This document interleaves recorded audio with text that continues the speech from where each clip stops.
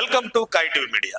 గత కొన్నేళ్లుగా కేంద్రంలో అధికారానికి దూరమవుతున్న కాంగ్రెస్ పార్టీ తాజాగా ప్రధాని అభ్యర్థిపై కీలక నిర్ణయం తీసుకున్నట్లు వార్తలు జోరుగా ఊపందుకున్నాయి. అయితే నిన్నటి వరకు రాహుల్ గాంధీనే కాంగ్రెస్ ప్రధాని అభ్యర్థి అని కాంగ్రెస్ లో గళాలు వినిపించాయి. కానీ ఇప్పుడు హస్తం పార్టీలో ప్రియాంక గాంధీని ప్రధానమంత్రి అభ్యర్థిగా ప్రకటించాలనే డిమాండ్ ఊపందుకుంటుంది. ఇక కాంగ్రెస్ ఎంపీ ఇమ్రాన్ మసూద్ ఓపెన్ గానే ఆమె పేరును ప్రతిపాదించడం దేశ రాజకీయాల్లోని సంచలనంగా మారింది. పార్టీ అంతర్గత పరిణామాల్లో పెను మార్పులకు సంకేతంగా కనిపిస్తుంది. మసూద్ వ్యాఖ్యలను ప్రియాంక భర్త రాబర్ట్ కూడా సమర్థించినట్లుగా మాట్లాడారు. దీంతో కాంగ్రెస్ లో ఏదో మార్పు జరుగుతోందన్న అభిప్రాయం కాంగ్రెస్ శ్రేణుల్లో నెలకొంది. వైనాడు ఉప ఎన్నికల్లో భారీ మెజారిటీతో విజయం సాధించిన తర్వాత ప్రియాంక గాంధీ స్టార్ క్యాంపెయినర్ స్థాయి నుండి పూర్తి స్థాయి పార్లమెంటేరియన్ గా రూపాంతరం చెందారు. ఆమెలోని వాగ్దాటి, ఇందిరాగాంధీని పోలి ఉండే రూపం, ప్రజల్లోకి దూసుకుపోయే నైజం పార్టీ శ్రేణుల్లో కొత్త ఉత్సాహాన్ని నింపాయి.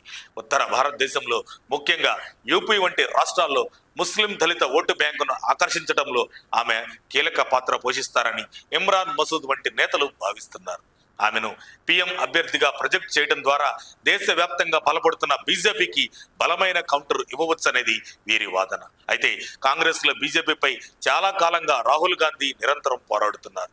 భారత్ జోడో యాత్ర చేశారు. అయితే ఆయన పోరాటానికి తగ్గ ఫలితాలు రావడం లేదని, ఆయనది బలహీనమైన నాయకత్వం అన్న ముద్ర పడిపోయిందని, ఓటు చోరీ వంటి అంశాన్ని లేవనెత్తి ప్రజల్లో స్పందన లేని నినాదాలతో ఆయన తన పార్టీని చులకన చేస్తున్నారని, ఇలాంటి విషయంలో రాహుల్ కంటే ప్రియాంకకు స్ట్రైక్ రేట్ ఎక్కువగా ఉంటుందనే భావన పార్టీలోని ఒక వర్గంలో ఉంది. అందుకే రాహుల్ గాంధీకి బదులుగా ప్రియాంకని ముందుకు తీసుకురావాలని కోరుతున్నారు. ప్రియాంక గాంధీ ఏనాడు పార్టీ నాయకత్వం కోసం ముందుకు రాలేదు. కేవలం ప్రియాంక పార్టీకి అవసరం కాబట్టే ఆమెను బలవంతంగా రాజకీయాల్లోకి తెచ్చారు. ఇప్పుడు ఎంపీగా గెలిచాక రాజకీయాలను ఆమె సీరియస్ గా తీసుకున్నారు. దీంతో రాహుల్ బదులు ప్రియాంకను తెరపైకి తీసుకురావాలన్న డిమాండ్ రావడంతో కుటుంబంలో సమస్యలు వస్తాయన్న ప్రచారం జరుగుతుంది. రాహుల్ విఫలం కావడం వల్లే ఇప్పుడు ప్రియాంకను తెరపైకి తెస్తున్నారని, దీన్ని బీజేపీ అడ్వాంటేజ్ గా తీసుకుంటుందని మరో టాక్ నడుస్తుంది. ఇది ఇండియా కూటమిలో ఐక్యతకు భంగం కలిగిస్తుందా, లేక కొత్త ఆశాకిరణంలాగా మారుతుందా అనేది కీలకం. ప్రియాంక అయితే కూటమికి మేలు జరుగుతుందనుకుంటే పార్టీలు అంగీకరించే అవకాశం అధికంగా ఉంది. రాబోయే రాష్ట్రాల అసెంబ్లీ ఎన్నికలు, 2029 సార్వత్రిక ఎన్నికలకు ముందు కాంగ్రెస్ తన నాయకత్వ పటిమను నిరూపించుకోవాల్సి ఉంది. రాహుల్ తన పట్టును నిరూపించుకోలేకపోతే పార్టీ కేడర్ నుండి ప్రియాంక కోసం ఒత్తిడి మరింత పెరిగే అవకాశం ఉంది.